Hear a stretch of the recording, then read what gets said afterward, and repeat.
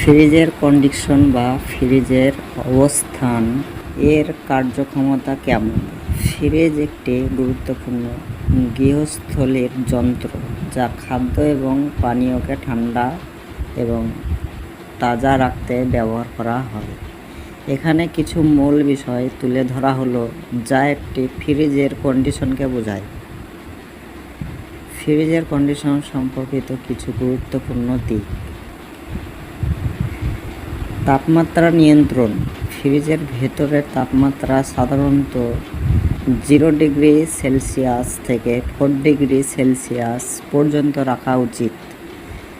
ফ্রিজের তাপমাত্রা সঠিকভাবে ঠিকমতো কাজ করছে কিনা সেটি পরীক্ষা করুন।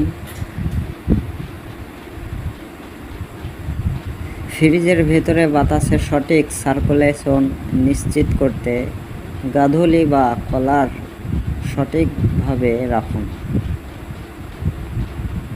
অনেক সময় ফ্রিজের বাতাসের প্রবাহ বন্ধ হওয়ার ফলে তাপমাত্রা বাড়তে পারে। ফ্রিজে বরফ জমাতে থাকলে এটি কার্যকারিতা কমতে পারে। নিয়মিত ডিফ্রস্টিং করা বা কোনো সমস্যা না থাকলে এটি পরিষ্কার রাখুন।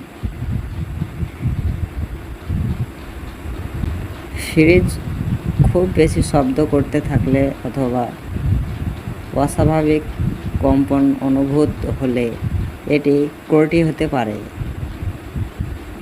এমন অবস্থায় প্রযুক্তিগত পরীক্ষার জন্য একজন বিশেষজ্ঞের সাহায্য নিন।